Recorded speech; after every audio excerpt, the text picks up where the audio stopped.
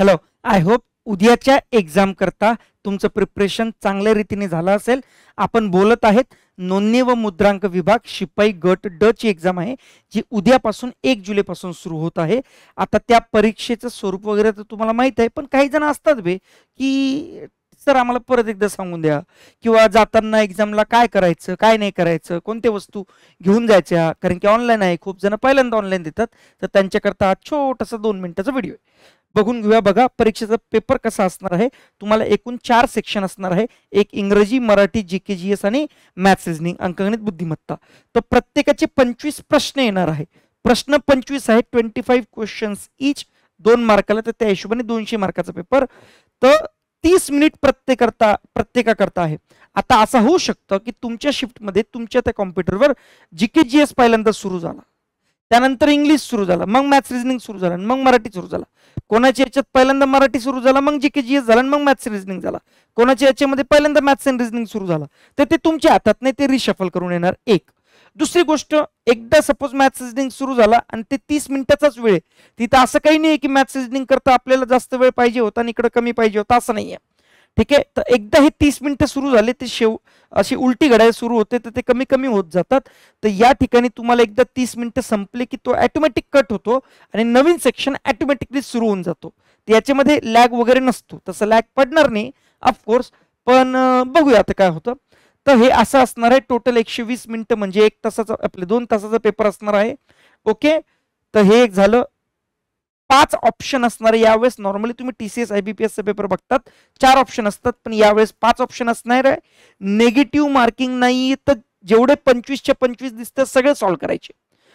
25 मिनिटापर्यंत तुम्ही तुमचं काय करून घ्यायचं करून घ्या. त्याच्यानंतर राहिलेल्या शेवटच्या 5 मिनिटात जेवढे दिसतं तेवढं टिक करून या, कारण की नेगेटिव्ह मार्किंग नाही आहे. आणि नॉर्मलायझेशन बहुतेकदा होईल.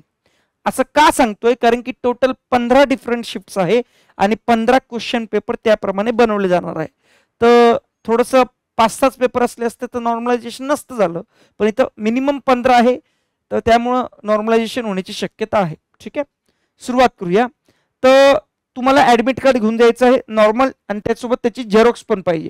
नॉर्मल पाहिजे, ब्लॅक अँड व्हाईट टच पाहिजे, कलर काढतो असं काही गरज नाही. आयडेंटिटी प्रूफ पाहिजे. आयडेंटिटी प्रूफ मध्ये तुम्ही एक तर आधार घेऊ शकतात किंवा पॅन कार्ड घेऊ शकतात. ठीक आहे, ओके.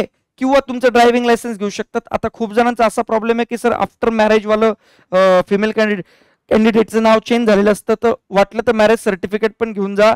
बिफोर मॅरेज वालं पॅन कार्ड किंवा तुमचं ड्रायव्हिंग लायसन्स असेल ते घ्या, आणि आफ्टर मॅरेज वाला आधार कार्ड नवीन नावासोबत असलं ते घ्या. दोन्ही घ्या, म्हणजे ऍडमिट कार्डवर तुमचं जे नाव असेल त्या नावचं तुमच्याकडे ऍडमिट कार्ड पाहिजे, आयडेंटिटी प्रूफ पाहिजे, मेनली हे. ठीक आहे. पेन घेऊन जायचं तर घेऊन जा, पण ट्रान्सपरंट घेऊन जा. वॉटर बॉटल घेऊन जा, पण ट्रान्सपरंट म्हणजे ती दिसली पाहिजे, आत काही नाही असं कलरफुल नाही पाहिजे. आणि फोटो कमीत कमी 3 पासपोर्ट साईज घेऊन जायचे. ठीक आहे. काय काय घेऊन जायचं नाही, रफ पेपर ते तिथंच प्रोव्हाइड करणार, तुम्हाला घेऊन जाता येणार नाही. मोबाईल, कॅल्क्युलेटर हे अलाउड नाहीये. रिस्ट घड्याळ पण अलाउड नाही, कारण की तशी पण गरजच नाही, कारण की ते टायमिंग ऑनलाईन तुम्हाला दिसतोच. टेबल वॉच पण काही घेऊन जाऊ नका. बेल्ट वगैरे मेल कॅन्डिडेट्स वगैरे काही काही नाहीये. अशी थोडी तंग पॅन्ट घाला, जी जी लूज झाल्यावर पण, म्हणजे बेल्ट नसल्यावर पण खाली येणार नाही, बस एवढं लक्षात घ्या. फिमेल कॅन्डिडेट विअर सिंपल, म्हणजे एकदमच असं नटून थटून जाणार, दागदागिने घालणार. ठीक आहे. तर वगैरे असं काही करू नका, कारण की ते मेटल वगैरे त्यांनी सपोज अलाउड नाही केलं तर मग ते मंगळसूत्र असो हे असो कुठे ठेवणार. तर काही घालूच नका ना, 1 दिवसाने 2 तासाकरता काय फरक पडतो. ठीक आहे. बी सिंपल, म्हणजे जेवढ्या वस्तू तुमच्या बॉडीवर कमी असेल तुम्हालाही कम्फर्टेबल वाटेल आणि चांगलं होईल. ठीक आहे. त्यानंतर बघा, हा ओरिजिनल त्यांनी नोटिफिकेशनद्वारे दिलं होतं. तर आपली एक्झाम 1, 2, 3, 7 आणि 8 अशा 5 दिवशी, एका दिवशी 3 शिफ्ट. पहिल्या शिफ्टचा हे रिपोर्टिंग टाइम आहे, हा क्लोजिंग टाइम आहे. तर याच्या आतच तुम्हाला गेटमध्ये प्रवेश करायचा आहे. ठीक आहे, याच्या आतच गेटमध्ये प्रवेश करायचा आहे. ऍक्च्युली तुमची एक्झाम 9 वाजता सुरू होईल आणि पहिले 5 मिनिटं तुम्हाला लिहिण्याकरता असेल ऍडमिट कार्डवर, ते तुम्हाला सबमिट करावं लागतं ऍडमिट कार्ड.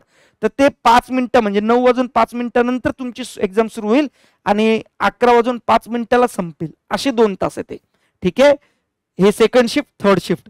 अजून एकदा सांगतो, जे कोणी हँडिकॅप आहे, म्हणजे हँडिकॅप कोट्यामधून फॉर्म भरला आहे किंवा फिमेल कॅन्डिडेट, या दोघांची स्लॉट्स फक्त पहिलं आणि दुसरंच आहे.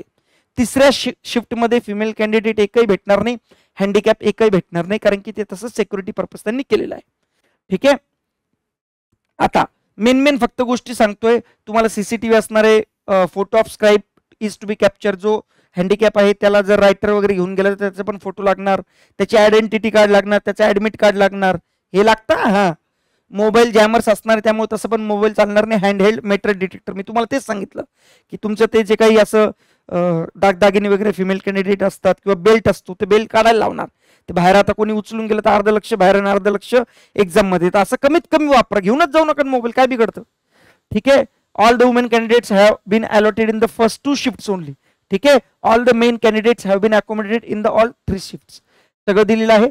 आयरिस म्हणजे डोळ्याचं बायोमेट्रिक, थंब वगैरे आणि फोटो, हे सगळं तुम्हाला तिथं लागणार आहे. ते डोळ्याचं तुमचं हे सगळं त्या एक्झाम मध्ये गेल्यानंतर त्याच्या पहिलेच हे सगळं करावं लागतं. त्यामुळे तो रिपोर्टिंग टाइम थोडा जास्तीचा दिलेला, 1.5 तास अगोदर. ओके.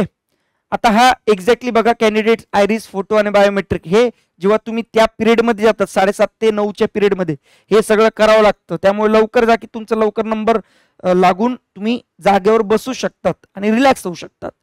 तर हँडहेल्ड मेटल डिटेक्शन आहे, साईन तुम्हाला करावं लागतं, तुम्हाला लेफ्ट थंब इम्प्रेशन द्यावा लागतो, सिग्नेचर करावं लागते, सीट अलोकेशन आणि लॉग इन. त्यानंतर लॉग इन झाल्यानंतर 9 वाजता लॉग इन होईल ऑटोमॅटिकली, सगळ्यांचं एकच सोबत होतं. तिथं लिहिलेलं एक डेटा येणार, तोच कॉपी पेस्ट करायचा, इथून घरून लिहून जायचं नाही ऍडमिट कार्डवर. ठीक आहे. तर यावाल्या 9 आणि 9, 5 मध्ये 1 आणि 1, 5 मध्ये 5 आणि 5 मध्ये शिफ्ट वाईज प्रमाणे तुम्हाला हँडरायटिंग सॅम्पल आहे ते तुम्हाला स्वतःच्या अक्षराने लिहावं लागेल. म्हणून पेन, जरी पेन घेऊन नाही गेले तर तिथं मागायचं, ते देतात. ठीक आहे. पण त्यांना तो एक्झाम झाल्यानंतर परत द्यायचा. ठीक आहे. ओके. त्यानंतर ऍक्च्युली तुमची एक्झाम होते सुरू 9/5, 11/5, 1/5, 3/5, 5/5, 7/5 ऍक्च्युली एक्झाम होते. आणि एक्झाम झाल्यानंतर जे काही रफ पेपर वगैरे होतं ते तुम्हाला घरी आणता नाही येत नाही, तुम्हाला तिथं द्यावं लागतं. ते बाय डिफॉल्ट आहे. पेन वगैरे घेतलं असेल तर द्यावा लागतो. ओके. हा, आता खूप जणांचं असं झालं, टेटच्या एक्झाम मध्ये IBPS ने एक्झाम घेतली होती, कोणाचा माऊस चालत नव्हता, कोणाचं हे चालत नव्हतं, कोणाचं सिस्टम बंद अचानक पडलं वगैरे, आणि आपण खूप जणांनी कंप्लेंट देखील केली, पण ती काय IBPS ने ऍक्सेप्ट केली नाही ऍज युजल. तर यामध्ये असं काही घडणार नाही, घडणार आपण काही सांगू शकत नाही. परंतु त्यांनी तसा नंबर दिलेला आहे, पण तो नंबर आपल्याकरता नाही, पण तरी मी दाखवून देतो तुम्हाला. बघा, ड्युरिंग द ऑनलाईन एक्झाम तुम्ही असं करू शकतात. पहिली गोष्ट हे सगळं वाचलेलं मी, एकच गोष्ट लक्षात घ्या, शांत बसायचं, इतरांना डिस्टर्ब करायचं नाही, दुसऱ्याकडून आपणही डिस्टर्ब व्हायचं नाही, आणि एक्झाम मधून हॉलमधून बाहेर तुम्हाला पडता येणार नाही. काही असो तुमचं, तुम्हाला काय कोणती इमर्जन्सी असो, तुम्हाला बाहेर पडता येणार नाही. 120 मिनिटाकरता तिथंच. सर पाण्याची बॉटल मला तहानच लागली, टॉयलेटच लागली, 2 तासाकरता थांबून नाही ठेवू शकत का? ठीक आहे. हा, त्याच्यानंतर हे इथं असतं, इथं तुम्हाला लिहावं लागतं, ते तुम्हाला सांगून देतील. नाही कळालं तर तसं तुम्ही ते विचारा त्यांना, घाई गडबड नका करू. आता हे व्हिज्युअल इम्पर्ड जे म्हणजे ज्यांना डोळ्यांनी दिसत नाही, हँडिकॅप वगैरे, त्यांच्याकडे जो स्क्राईब दिलेला असतो तो त्याच्या हँडरायटिंगने लिहिणार. ओके.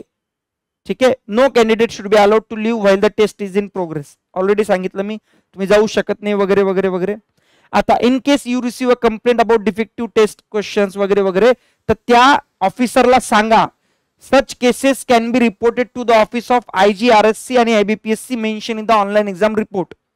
तर त्याच्यामध्ये दिलेलं मी तसं दाखवते तुम्हाला. बघा, हे आहे ऑनलाईन रिपोर्ट.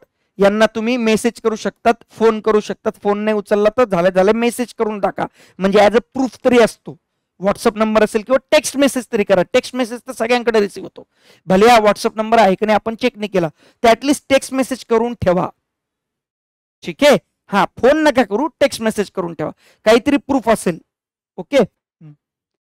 त्यानंतर व्ह्यूज म्हणजे आता हे त्यांच्याकरता आहे की जे सुपरवायझर असेल, तिथं सेंटरवाले असेल, त्यांच्याकरता हे इन्स्ट्रक्शन दिलेले आहे की असं जर विद्यार्थ्यांनी आयडेंटिटी प्रूफ नाही आली तर काय करायचं, नावात चेंज असेल आणि मॅरेज सर्टिफिकेट नाही आणली तर काय करायचं, ते फक्त तुम्हाला दाखवून देतो, एकदा वाचून घ्या. ठीक आहे. कॅन्डिडेट डिझायर टू लिव्ह, ज्यांना असं मध्येच जायचं वाटलं असेल, किती इमर्जन्सी आलं, आता बायकोची खूप आठवण येते सर काय करू, शांत बसा ना, 2 तासामध्ये एवढं काय होतं, तुम्हाला नाही जाता येणार, बस एक सो बात की एक बात नहीं जाते आएगा. ठीक है. Candidate has uploaded images beyond wrong वगैरे वगैरे वगैरे, तर ते नॉट परमिटेड आहे. ठीक आहे. तर एवढंच आहे, तर बघून घ्या. अजूनही काही जर तुम्हाला डाऊट वगैरे असेल वगैरे, बघा मी एवढं फास्ट का सांगितलं, कारण की आता एक्झामच्या मूडमध्ये असणार तुम्हाला, उद्याच परीक्षा आहे.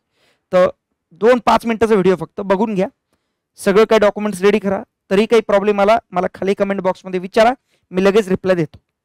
ठीक आहे, चलो. आणि आज संध्याकाळी 9 वाजता मी मॅरेथॉन घेणार आहे, या लवकर पटापट यूट्यूबवर. ओके, चलो bye, take care, love you guys.